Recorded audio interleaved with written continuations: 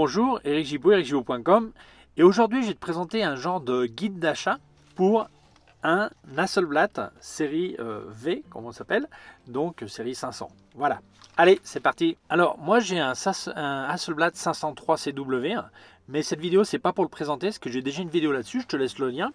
J'ai aussi une vidéo qui présente les 3 objectifs que j'ai, donc je te laisse aussi le lien. Et aussi j'ai une vidéo qui t'explique comment charger un film dans un Hasselblad, donc je te laisse aussi le lien. Donc l'idée de cette vidéo que tu es en train de voir, c'est parce que énormément de gens me contactent parce qu'ils veulent acheter un Hasselblad, mais ils sont perdus parce qu'il existe énormément de modèles. Alors le but de cette vidéo, c'est pas de dire si Hasselblad c'est mieux que les autres, c'est pire, s'il y a des alternatives et tout ça, c'est pas ce but. Le but c'est que beaucoup de gens veulent acheter un Hasselblad, donc je vais répondre à ces gens-là, ou des gens par curiosité, simplement ils voudraient savoir, et t'expliquer un petit peu les modèles qui existent. Genre je te montrerai des photos du catalogue Hasselblad ou qui traînent sur internet, des modèles qui existent, expliquer les avantages, les pour, les contre, et surtout les choses qu'il faut vérifier avant d'acheter. Donc c'est un petit peu ce but, mais c'est pas de dire il y a mieux, il y a pire, voilà. Donc tu as décidé d'acheter un Hasselblad ou tu veux savoir comment acheter un Hasselblad, je vais te donner les conseils et aussi les choses à vérifier pour pas se faire attraper, parce qu'il y a pas mal d'entourloupes. Voilà. Alors un truc important, si tu veux acheter un Hasselblad, n'attends pas. Les prix n'arrêtent pas de grimper, c'est de la folie. Moi j'ai acheté mon 503 CW en 2018, j'avais eu un 500C avant que j'avais revendu, mais les prix ont triplé là, c'est de la folie. Et cette année ils ont encore augmenté, c'est de la folie. Alors pourquoi ils n'arrêtent pas d'augmenter? Parce que d'abord il y a le nom magique de Hasselblad, comme Leica par exemple, qui plaît énormément. Après, parce que il y a beaucoup de gens qui avaient du moyen format avec un peu d'électronique dans l'appareil, et quand l'électronique pète, il n'y a plus de solution, ou pas simple en tout cas, et beaucoup d'appareils photo meurent parce qu'ils ne sont pas réparables. Par contre Hasselblad c'est 100% mécanique, donc beaucoup de gens cherchent ça.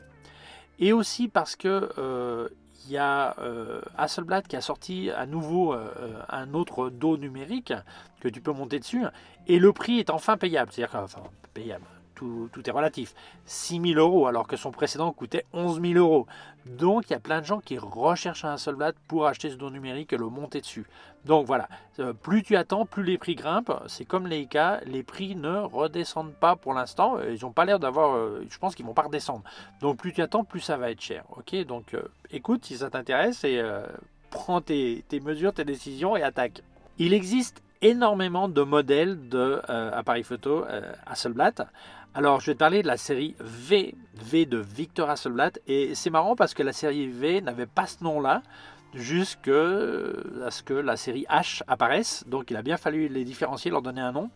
Et V, c'est marrant parce que V en numéro romain c'est un 5, donc la série 500, 5, donc ça va quoi. Et donc voilà, donc il y a plein de modèles. Je vais te raconter les plus importants, ceux à éviter et quels sont ceux qui nous intéressent vraiment et où sont les opportunités. Voilà. En 1954, le 500C est apparu, c'était le premier de la série V. Alors voilà, tu as un 503 CW. Alors le mien, il est équipé de plein de trucs, mais c'est le même concept. Donc c'est un système modulaire. Donc tu montes, tu as un objectif. Ok. Là, tu as le corps de l'appareil sur lequel tu as monté l'objectif. Tu as aussi le chargeur où tu pourras mettre le film. Tu as un viseur, dans mon cas, c'est un viseur de prisme, mais tu peux avoir de ceinture, ok. Et donc ça, c'est en fait, c'est le corps de l'appareil photo. Et moi, j'ai en plus une comment ça s'appelle, une poignée, un moteur. Et sur la grande différence entre la série 5 et celle qui existait avant, et d'autres qui ont continué à se faire aussi, c'est que la série 5 a un obturateur central. C'est-à-dire que le système d'obturation est dans l'objectif, ce qui permet de synchroniser le flash à absolument toutes les vitesses. Okay, mais sinon... donc c'est vraiment la grosse révolution qu'avait apporté Hasselblad sur ces modèles d'appareils photo. Le premier modèle, le 500C, je ne te le recommande pas, parce que comme tu vois ici, j'ai enlevé le viseur, tu as un verre de visée, et ce verre de visée, il est interchangeable, sauf sur le 500C, tu dois l'envoyer chez un technicien pour le changer. Il existe plein de modèles de verres de visée, Et certains, comme celui-là qui vient de série, c'est le Acute Matte D, est très lumineux, donc tu vas vraiment bien pour faire la mise au point. Et donc ça peut t'intéresser d'en changer. Donc si tu as un C, il faudrait que tu envoies un 500C, il faudrait que tu envoies chez un technicien, ça va te coûter assez cher. Alors que là, tu peux le changer toi-même. Tu vois, je rentre les 2 ergots de chaque côté, ok, tout bête. Je mets tête en bas. Alors si je n'ouvre pas les ergots, ça va pas aller, ok. Voilà, des deux côtés. Je mets tête en bas. Et voilà, j'ai sorti le verre de visée, je pourrais en mettre un autre, tu vois. Donc c'est important, moi je pense que, puisqu'après tous les modèles suivants, alors quand tu le remets par contre, tu n'as pas besoin de repousser les ergots, tu remets le viseur et ça se replace, ok. Donc moi je te recommande pas un 500C parce que tu pourras pas changer le verre de visée et la différence de luminosité est vraiment importante. Beaucoup de gens me demandent comment on sait si le verre de visée c'est un Acumate D. Et bien comme tu vois ici, il y a 2 petits ronds là, ok. Alors, quelquefois, tu achètes un 503 CW, tu penses qu'il y a un Acumate parce qu'il venait de série avec, mais en fait, le mec, il l'a changé, il a mis un vieux truc dedans, parce que ça, tout seul, ça vaut 300 €, il a peut-être vendu à part, tu vois. Donc, fais bien gaffe que s'il dit qu'il y a un Acumate, vérifie qu'il y a les 2 notches, comme ça s'appelle, ici, qui sont là. Je profite que le chargeur est enlevé. Tu vois les portes qui sont arrière, c'est important, quand tu ouvres, quand tu lâches, qu'elles se ferment complètement, parfaitement. Quelquefois, tu vois, comme moi, j'ai un petit peu des petites fêlures dedans. C'est pas un problème, ça c'est le flocking qu'il y a dessus. Mais c'est important que les 2 portes ferment bien. Parce que si les 2 portes ferment pas bien, tu as la lumière qui va passer. Quand tu n'auras pas, je t'expliquerai après un truc, ça va être un problème. Ok, donc vérifie que les portes ferment bien. Voilà. Alors pendant que l'objectif est enlevé, vérifie le miroir. D'abord qu'il se relève correctement quand tu fais une photo. Ok. Deuxièmement, ici, tu as un point, un bouton, là il est caché par mon moteur, mais c'est pour relever le miroir quand tu veux faire des photos en longue exposition. Donc assure-toi qu'il marche. Tu vois, il est bien resté. Ok, là je peux faire la photo. Et là je peux faire la photo, ça fait du bruit. Hein. Et deuxièmement, observe le miroir si tu vois des taches, des trucs comme ça. Parce qu'en fait, tu vas te rendre compte que l'appareil photo, ça se trouve, il était super bien nettoyé et il avait des moisissures, des trucs comme ça. Par contre, les miroirs, on peut pas les nettoyer. Tu peux les souffler, mais si tu les nettoies, faut jamais nettoyer un miroir, ni de réflexe, ni de ça, ni rien, parce que tu vas abîmer le miroir et tu risques de virer l'argent et tout ça. Faut surtout pas y toucher, tu vois. Donc s'il y a des poussières dessus, c'est pas un problème. Même si c'est dans le viseur, ça va pas apparaître sur la photo, c'est pas un problème. Si tu essaies de les souffler. Mais par contre, si le miroir a un aspect comme les miroirs du grenier de chez ta grand-mère, tu vois, ben là c'est un problème, parce que ça veut dire qu'il y a eu de la moisissure, ça peut-être été complètement nettoyé, mais peut-être que dans les mécanismes et tout ça, il y a aussi cette moisissure que tu vois pas. Ils ont simplement fait un nettoyage esthétique. Donc le miroir, c'est un bon indicateur de l'état réel de la machine. Okay, donc pour moi, à partir du 500 cm, tu peux commencer à penser à ce genre d'appareil. En dessous, non, parce que tu peux pas changer le verre de visée toi-même, mais après, si tu peux le faire. Par contre, tiens compte que si tu veux un 500 cm avec l'intention de changer le verre de visée, ça sera sûrement moins cher d'acheter un 501 cm ou un 503 CW et de payer et d'avoir le verre de visée Acute D qui est le plus lumineux inclus qu'en acheter un séparément. Ok, donc voilà, ça c'est un truc, faut que tu y penses un petit peu, mais à partir du 500 cm, ça va. Alors, le 500 cm a été fabriqué de 60, alors je lis mes notes, hein, de 70 jusqu'à 94. Après, il y a eu un 501C qui était tout noir. Il n'y avait pas les bords comme ça chromés, tu vois. Donc, mais je crois que ça c'était en fait un 500 cm, hein, mais rappelez 501C. D'ailleurs, l'objectif qui venait avec, c'était un CF, même si c'était marqué C. Ok, mais enfin, je rentre dans les objectifs juste après. Donc après, il y a le 503CX. Alors là, sur le 503CX, ils ont incorporé le système de flash TTL. Après, il y a eu alors ça c'était de 88 à 94, le CXI aussi de 94 à 96, et enfin le 500 cm qui pour moi est très intéressant de 97 jusqu'à 2005. Alors lui, il inclut le verre de visée Acumate D qui est lumineux. Après, il y a le 503 CW qui a été de 1994 jusqu'à 2013. Donc c'est le dernier modèle qui s'est fabriqué. Et lui en plus, il a ce qu'on appelle le gliding mirror, c'est-à-dire que le miroir il est flottant, ce qui fait que quand tu es avec un téléobjectif un assez long de 150 mm, truc comme ça sur le Hasselblad, tu n'as pas de vignettage au niveau de la visée. Sur la photo, ça ne se voyait pas de toute façon, mais au niveau de la visée, tu n'as pas de blackout non plus. Tu vois beaucoup mieux, c'est un miroir exprès. Ok. Et il y a aussi le 503 CW qui est en fait la même chose que le 503 CW, simplement il te venait avec le moteur et aussi un dos numérique de 16 millions de pixels. Voilà. Et en 2013, c'était fini.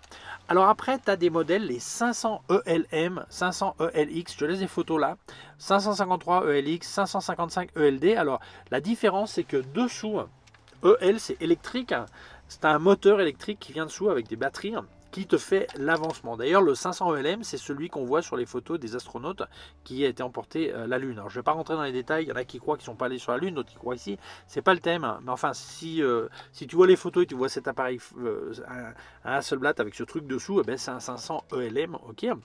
Et le 555 ELD, le D c'est de digital, donc numérique, parce que aussi il venait avec l'option du dos numérique. Voilà. Alors les séries 500 EL et tout ça, elles sont normalement pas très chères parce que personne n'en veut. Ils n'ont pas trop la cote parce que simplement c'est des trucs qui sont énormes, beaucoup plus lourds.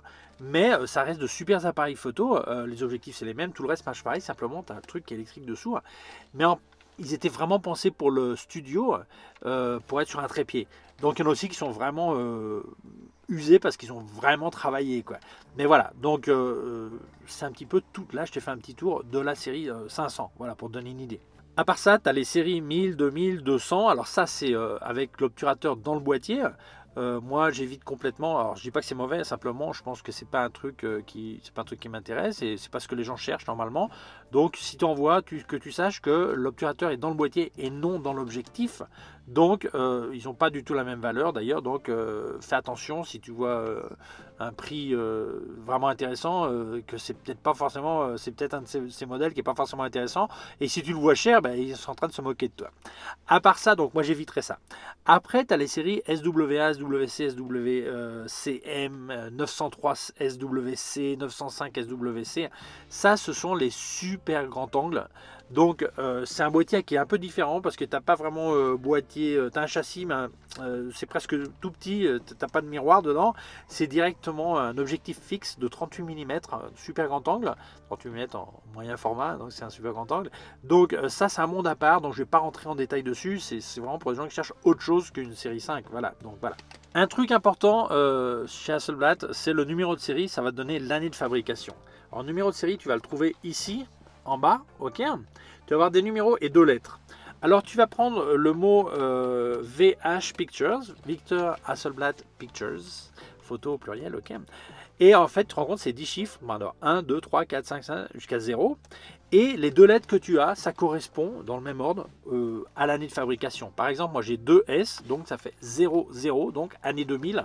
D'ailleurs, c'est une série spéciale Millennium qui est sortie pour l'année 2000.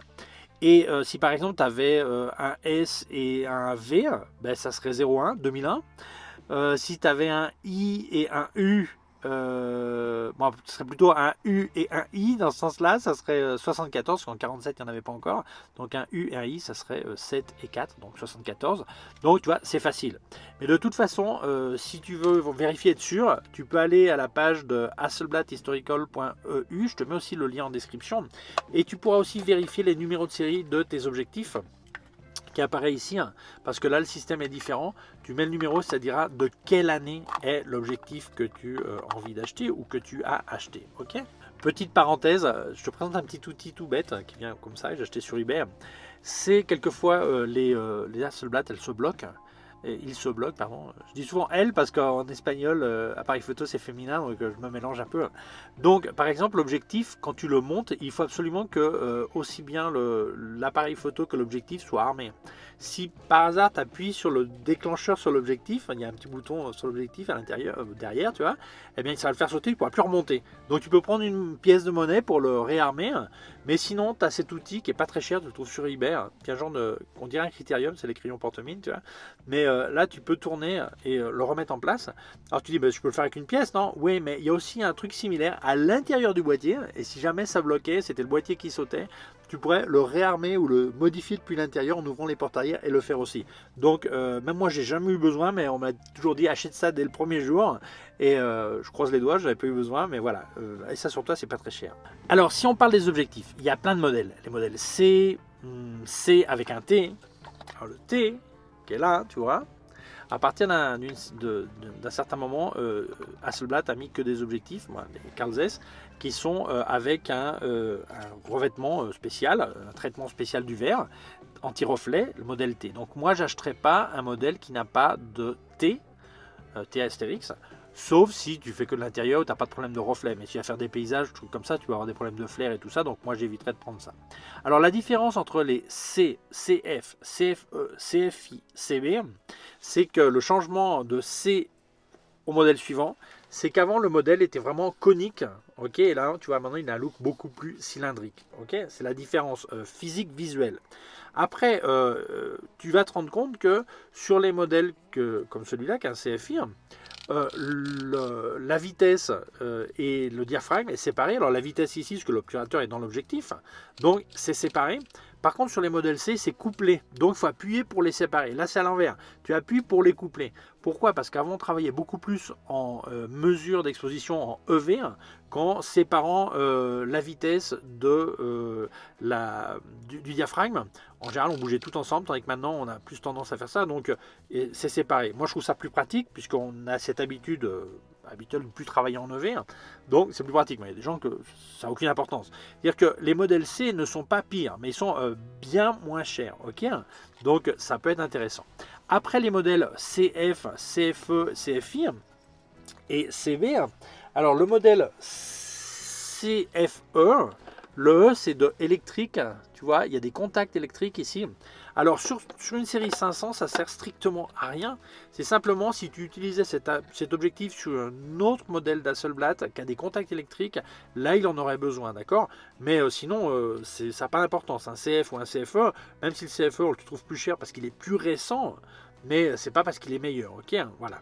Après, tu as les modèles qui sont marqués CB. Alors, où est-ce que c'est marqué CB, CFE, CFI? Alors, tu vois, dans ce cas-là, CFI, c'est écrit ici. CFE, c'est écrit pareil sur le fût de l'objectif. Alors, il y a un modèle qui s'appelle le CB, B de basique. Hasselblad avait sorti une série spéciale moins chère. Et donc, pour étudiants, ils avaient dit, voilà, donc apparemment, tous les gens qui ont regardé ne voient pas vraiment de différence au niveau de la qualité des résultats. Donc, quand quelqu'un te le vend, souvent il dit ouais, mais ça marche aussi bien. Oui, ça marche aussi bien. Mais n'oublie pas qu'en valeur, ça vaut bien moins. C'est-à-dire que si le mec il essaie de te mettre un CB avec en le vendant au prix d'un CFE, ben non, c'est pas bon, tu vois. Donc oui, un CB, il n'y a pas de problème, mais seulement si le prix est correct. Voilà. Et sinon, il n'y a pas de problème à utiliser un modèle C, simplement le fait que le couplage soit différent, ça peut être gênant, c'est une question d'habitude, mais tu as des super prix sur les C comparés avec un CF ou un CFE. Donc c'est à toi de voir. Mais n'oublie pas le truc du CB, faire attention qu'on ne te fasse pas payer le prix fort. Voilà. Alors ici, tu as le connecteur de flash. Alors souvent, où ça arrive, que les connecteurs ne marchent pas correctement. Donc je te conseille d'acheter un petit câble synchro, tu le mets sur un flash Cobra, tu le connectes ici, tu le montes sur l'appareil et tu déclenches. Le flash, il doit sauter. S'il ne saute pas, ou c'est un problème de câble, et si tu es sûr que le câble est bon, il y a un problème de connecteur. Donc, comme tu ne sais pas si un jour tu vas utiliser un flash ou pas, eh bien, c'est important que ça marche. Ou alors, tu es sûr que tu n'utiliseras jamais de flash, mais dans ce cas-là, il faut quand même que tu prennes le prix juste qui correspond à un objectif avec un connecteur synchro qui ne marche pas. Ok, donc, c'est important. Vérifie qu'il fonctionne. Alors, comment vérifie-t-on un objectif? Alors, les trois quarts des gens prennent l'objectif, ils regardent comme ça. Ils disent ah c'est super, c'est très beau, il est pas rayé. Bah, ça veut absolument rien dire. En fait, il faut que tu prennes une lumière LED ou un truc comme ça, lumière spéculaire, et tu vas le mettre de l'autre côté. Tu peux prendre la lanterne, la torche de ton téléphone si tu veux. Tu regardes derrière et là tu vas vraiment voir à travers s'il y a des rayures, des trucs comme ça, tout ça. C'est quand tu vas vraiment t'en rendre compte. Et après, tu dois regarder s'il y a aussi des champignons, voilà, tout genre de trucs, voilà. Après, tu vas fermer le diaphragme. Là, j'étais à 2.8. Maintenant, tu vas fermer le diaphragme à 22. Mais tu vas voir, il reste ouvert. Donc, c'est important que tu appuies sur ce bouton qui est là pour la profondeur de champ. Donc, ça va fermer le diaphragme. Et là, tu vas regarder les lamelles du diaphragme, voir s'il y a de la moisissure, des champignons, trucs comme ça. Tu vas bien regarder dessus, des taches d'huile, trucs comme ça. Évidemment, parce que sinon, tant que tu touches pas le bouton de profondeur de champ, ça reste ouvert, quoi. Ça va pas... Ça va pas se fermer, ok. Alors ça c'est un truc important. Beaucoup de gens ne connaissent pas le truc, donc ils se rendent pas compte que l'objectif est rayé. D'autres le savent, mais si toi tu fais rien, ils vont te montrer comme ça au soleil et c'est l'air impeccable. D'ailleurs, il y a quelques temps, j'avais regardé un objectif Et il avait l'air nickel. Quand j'ai mis la lumière derrière, on aurait dit une piste de patinage artistique. Et donc j'ai montré ça au mec, il a dit qu'il ne le savait pas, et puis que de toute façon, ça ne se voyait pas sur les photos. Et en fait, c'est sans doute vrai que sur les photos, tu ne le vois pas, tu vois pas une rayure. Donc beaucoup de gens te disent ah ouais, mais ça se voit pas sur les photos. Et en fait, ce qui se passe, c'est que quand tu as plein de petites rayures, alors s'il y en a une, c'est pas grave, hein, mais quand tu as plein de petites rayures, ça va faire des micro-flares et ça va enlever du contraste à tes photos. Donc c'est important de se rendre compte parce que s'il est vraiment plein rayé, l'ennemi numéro un des rayures sur l'objectif, c'est nettoyer avec la chemise. Il ne faut jamais nettoyer avec une chemise. Sinon tu fais des micro rayures que tu vois pas à l'œil nu, mais quand tu fais ça avec la lumière tu le vois et ça va casser vraiment le micro contraste. Voilà. Donc n'oublie pas et de regarder aussi, tu vois des trucs, des moisissures, des trucs comme ça c'est important, des taches d'huile sur les lamelles du diaphragme, voilà tout ça. Donc c'est comme ça qu'on regarde un objectif. Alors ces objectifs ont l'obturateur à l'intérieur, central, donc les vitesses sont là. Et c'est assez difficile d'estimer si les vitesses sont bonnes. Normalement, il faut un appareil spécial, tu passes une lumière par là, et quand ça ouvre et ferme l'obturateur, ça va mesurer combien de temps la lumière est passée. Alors il y en a qui se bricolent des trucs comme ça, hein. Tout le monde n'a pas forcément un super gros matériel, mais ils peuvent le faire. Et sinon, les vitesses lentes, tu peux le faire à l'oreille, une seconde, une demi-seconde, un quart de seconde à la rigueur, mais quand tu arrives sur un 250e, un 500e, c'est difficile d'estimer. Et puis un autre truc qui est important, même si un objectif a l'air complètement neuf, s'il n'est pas utilisé, les ressorts qui gèrent l'obturateur peuvent être un petit peu gommés, tout ça, donc les activer. Alors tu peux faire des photos à vide, mais à chaque vitesse faire plusieurs photos, ça va aider les ressorts à reprendre leur tension correcte, ça aide, et le rythme, les vitesses redevenir plus exactes. Mais de toute façon c'est presque toujours le cas, c'est très rare d'avoir toutes les vitesses exactes, donc il faudra que tu apprennes à étalonner en faisant des photos, faire une mesure et voir de combien la déviation, ou si tu as un appareil pour mesurer, c'est impeccable, donc tu sauras, par exemple moi 1 500e, il est plus proche du 1 600e par exemple. C'est super, ça me permet d'aller un peu plus en vitesse, tu vois, dans certains cas, tu vois. Donc ça, c'est vraiment le seul moyen. Donc c'est un truc à vérifier. Maintenant, je vais te parler un petit peu des chargeurs. Alors, il y a plein de modèles de chargeurs. Je vais rentrer après dans les détails. Ça, c'est le dernier modèle. Tu vois, tu as une petite plaque qui te permet un petit range pour ranger le dark slide, la petite plaque pour la ranger, ok. Ça t'évite de la mettre dans la poche arrière de ton pantalon et t'asseoir dessus et la tordre, ok. Donc, c'est bien que ça soit. Alors, tu n'es pas obligé d'avoir le dernier modèle. Alors, l'important, il existe plein de modèles, mais l'important c'est que la première lettre soit un A, automatique. C'est-à-dire que quand tu vas bobiner ton film, il va s'arrêter au début, au numéro 1, et ça va être automatique. Tu n'as pas besoin de regarder dans une petite fenêtre, voir où ça s'arrête pas et tout ça. Donc c'est les modèles les plus anciens. Donc déjà, il faudrait que ça prenne un modèle A. Après, je vais parler des différents modèles qui existent. Mais le deuxième truc que tu dois t'assurer et vérifier, c'est qu'ici, tu vas voir, tu as le numéro de série de ton chargeur et tu vas regarder les 3 derniers numéros. Et l'insert, il a aussi ces 3 mêmes derniers numéros. Tu vois, ça finit en 310 et là j'ai un 310. Pourquoi c'est important que ça soit les mêmes numéros? Parce que ça, c'est ajusté à la main. Ok? Ça veut dire que si c'est pas les mêmes numéros, ils n'ont pas été ajustés ensemble. Alors il y a des vendeurs qui vont dire ouais mais ça marche quand même, il est super, il marche très bien. Et c'est peut-être vrai, peut-être que ça marche parfaitement. Mais ça n'a pas la même valeur. Donc à partir du moment où les numéros ne coïncident pas, déjà le dos il vaut la moitié. Donc ne paye pas le plein pot, le tarif plein pot si tu n'as pas les mêmes numéros. Maintenant je vais te parler des différents modèles qui existent. Alors les chargeurs, il y a plein de modèles, il y a le A12, le A16, A24, A32, A70, il y a le A16, tout ça. Alors ce qui t'intéresse c'est un A12. A12 qui va te permettre de faire 12 photos et c'est pour mettre des films de 120. Ça peut aussi t'intéresser d'avoir un A16 qui va te permettre de faire 16 photos, mais ça sera un format 6,45, donc 6 cm par 4,5. Dans ce cas-là, il faudra que tu fasses des marques sur ton verre de visée pour savoir où ça cadre, ou avoir changé le verre de visée avec les marques qui existent déjà. Ok. Alors ça, c'est des films, tu peux monter des films 120. Le A24, ça me fâche vraiment ce thème. Le A24, c'est pour les films 220 qui ne se fabriquent plus. Et le A32, c'est aussi les films 220, mais dans ce cas-là, pour faire 32 photos en 6,45. Okay. Et le A70, c'est pour mettre des films que tu achètes en mètres. Et là, je ne sais même pas si ça se vend encore, ça. Ok, voilà. Donc tu peux faire, je ne sais pas si 70 photos, je ne sais pas comment c'est. Ok, enfin bref, bon, ça évite. Voilà. Alors pourquoi le A24 me fâche? Parce que beaucoup de gens te le vendent au prix fort en disant que tu peux mettre un film 120 dedans. Oui, tu peux mettre un film 120 dedans, mais ils te mentent. C'est-à-dire que la photo va pas être pareille parce que les films 220 n'ont pas du papier sur toute la longueur du film. Donc l'épaisseur n'est pas la même, donc la pression n'est pas la même. Donc quand tu vas mettre un film avec du papier, la pression va pas être la même et le film ne va pas être parfaitement plat. Ça veut dire que sur les bords, tu verras, quand tu vas pour ta photo, quand tu vas agrandir, tu verras que c'est pas aussi net. Donc tu perds en qualité. Deuxièmement, l'espace entre chaque photo, comme l'épaisseur du film n'est pas le même, ça va pas être le même. Et ça veut dire quelquefois, tu as même des photos qui se touchent ou directement se superposent. Donc, quand un mec te dit qu'un 1.24 ça marche pareil, c'est quelqu'un qui te ment. Voilà. Ou alors il ne sait pas ce qu'il vend, il n'y connaît rien. Voilà. Donc n'achète pas un A24, sauf si vraiment à un prix ridiculement bas, et tu dis, bah moi je l'ai en secours, dans le pire des cas, ben, je mets ça chez l'autre qui cassait, hein, ou pour faire des essais avec des pellicules pas chères, ou des trucs périmés anciens en 220 que tu as trouvé, ben, peut-être si tu veux. Mais sinon, quand les mecs qui disent, achète un A24, ça marche pareil, ils te mentent. Ok, n'achète pas ça. Alors, les dos, le problème c'est que les prix sont assez élevé, hein, plutôt du délire pour certains. Il y en a certains qui te vendent la première version de l'automatique au même prix que la dernière version, mais les prix c'est du gros délire. Et donc c'est assez difficile à trouver à un bon prix. Alors moi, comment j'en ai trouvé à des prix acceptables? Eh bien justement, les gens qui vendent par lot l'appareil avec deux dos ou trois dos, trucs comme ça. Parler avec eux et leur dire, écoute, tu vas pas vendre beaucoup plus cher pour avoir deux dos dans le lot. En fait, si tu en enlèves un, ça se trouve, tu vas pouvoir le vendre au même prix que ce que tu es en train de demander, quoi.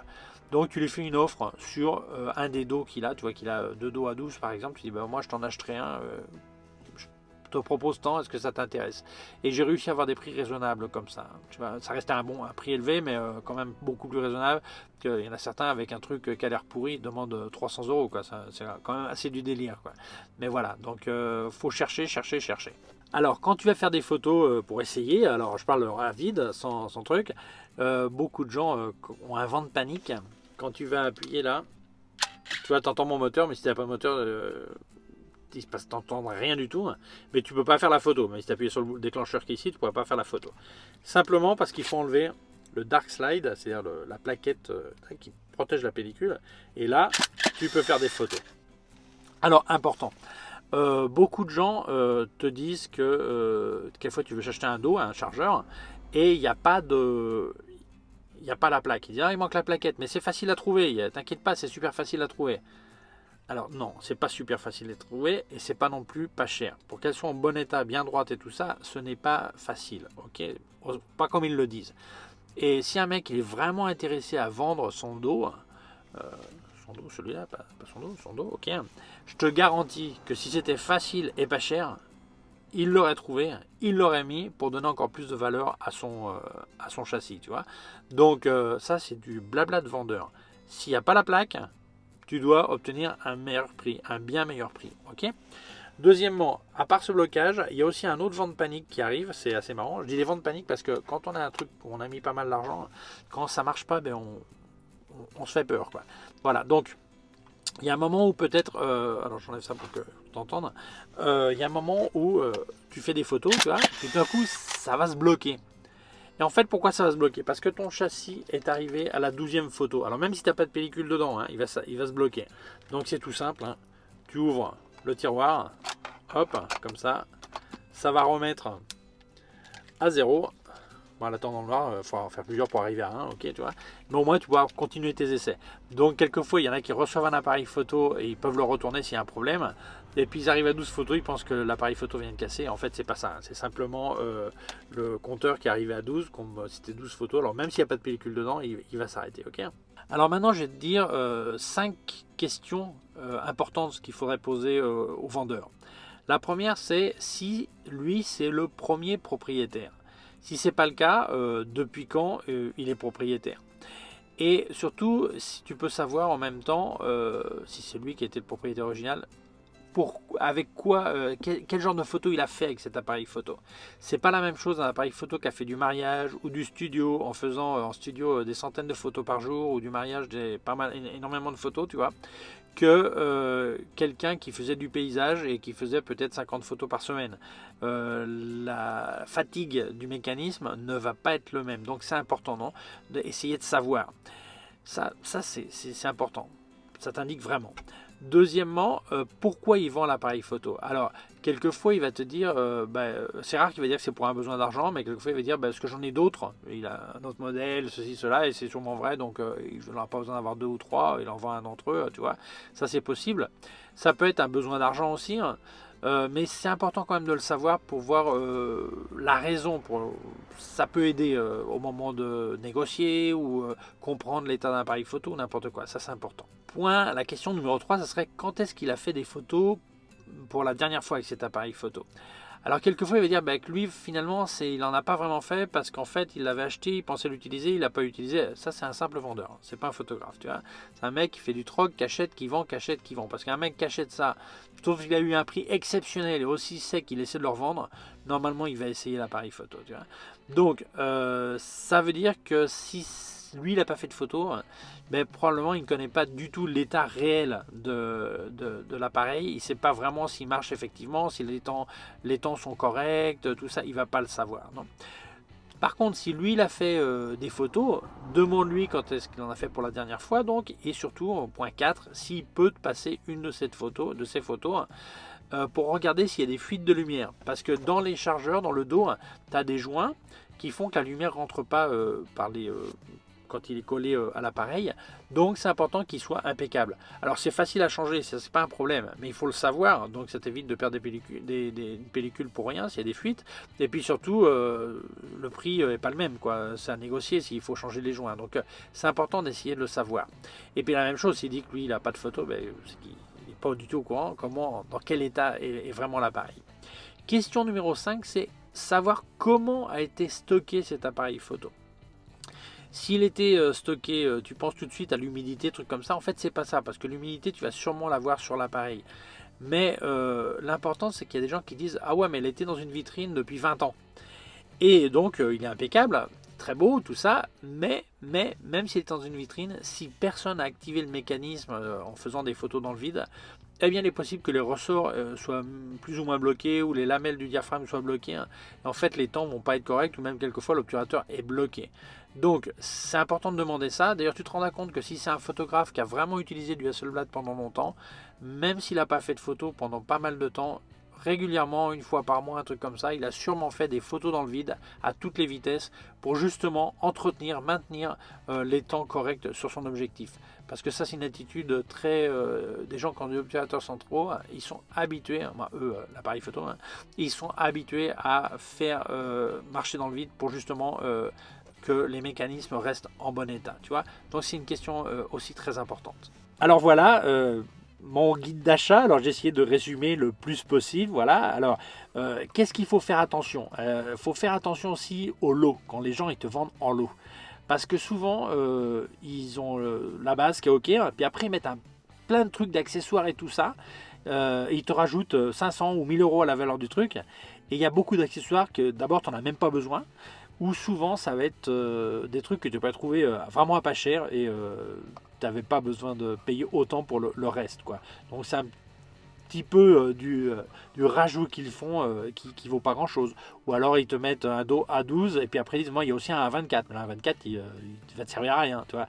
Truc comme ça, tu vois. Des petits accessoires, une poignée par exemple qui est pas forcément pratique ou tu aurais peut-être jamais utilisé, qui va pas t'intéresser. Je parle pas une poignée avec moteur, hein, je parle d'une poignée toute bête ou truc comme ça. Fais attention, quelquefois il n'y a pas le viseur de ceinture, il y a juste un prisme et ils disent oh ouais mais c'est facile de trouver un viseur de ceinture. Oui c'est facile mais ça vaut très cher. Pourquoi? Parce qu'il n'y en a plus beaucoup, donc les mecs après ils te font payer le plein pot pour un viseur de ceinture, ils te font presque payer aussi cher qu'un prisme. Ou alors il te vient sans objectif, sans le 80 mm. Ils disent oh mais des 80 mm t'en trouves facilement, c'est ce qu'il y avait de série. Bah ouais mais un 80 mm CF c'est rare de le trouver à moins de 800 euros. Donc il faut faire vachement de gaffe avec les lots. C'est souvent remplir avec du n'importe quoi, tu vois. Donc fais attention et surtout qu'il ne manque pas les trucs super importants. Il est plus facile de trouver un prisme pas cher que de trouver un viseur de ceinture pas cher, ok. Fais attention à ça, ok.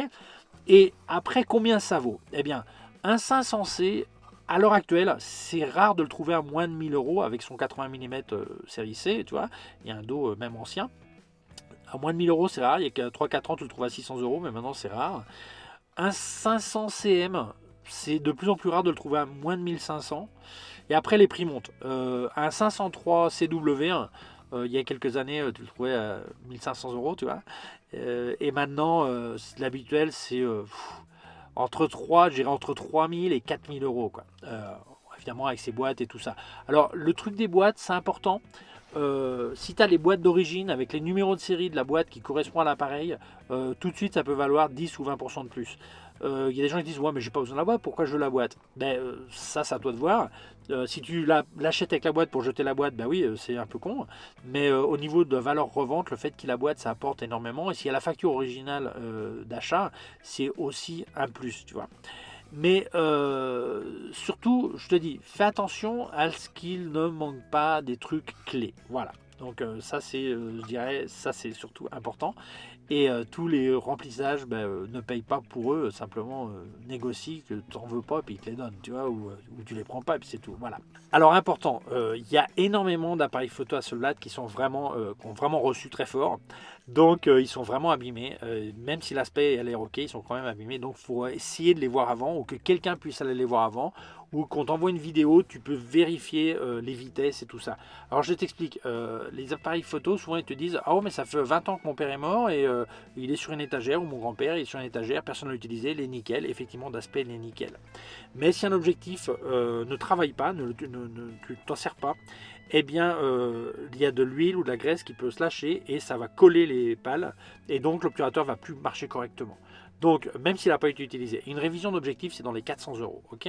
Donc, c'est important que tu demandes qu'il te fasse une vidéo en déclenchant à chaque vitesse et que toi, tu fasses une estimation si c'est correct. Le boîtier, c'est pareil. Il a peut-être l'air bien à l'extérieur, mais à l'intérieur, il peut être pourri. Donc, ou le miroir est abîmé ou n'importe quoi. Donc, demande des vidéos pour bien voir ou que quelqu'un y voit. Et n'oublie pas, c'est la même chose. Une révision d'un boîtier Hasselblad, c'est dans les 400 euros. Donc, fais bien gaffe avant d'acheter. Essaie toujours d'avoir quelqu'un qui peut aller voir ou toi te déplacer. Sinon, c'est mieux d'acheter un magasin spécialisé en matériel argentique parce qu'il te donnerait une garantie de 3 ou 6 mois suivant les magasins, un truc comme ça. Mais au moins, tu pourras le retourner s'il y avait un problème. Voilà. Donc voilà, c'était mon petit guide d'achat. J'espère que ça peut t'aider. Si tu penses que ça peut servir pour d'autres personnes, je t'invite à le partager sur les réseaux sociaux. J'espère que la vidéo t'a plu. Si tu ne l'as pas encore fait, je t'invite à t'abonner à ma chaîne YouTube. Il y a un petit bouton par là et une clochette. Si tu appuies sur la clochette, tu recevras un avis quand je monte une nouvelle vidéo. Mon site web ericgiraud.com/fr pour la version en français. Mes cours de photographie en vidéo ericgiraud.com/fr/cours en ligne. Si tu as une quelconque question, tu peux laisser un commentaire dessous. Je te laisse aussi des liens de mon matos sur Amazon, aussi des liens vers d'autres sections de ma chaîne YouTube et aussi un lien vers mon compte PayPal au cas où tu voudrais faire un don. Et n'oublie pas, si tu as une quelconque question, un doute avant d'acheter quelque chose, tu me contactes, il n'y a pas de problème. Allez, à très bientôt, prends soin de toi et ciao, à bientôt, ciao.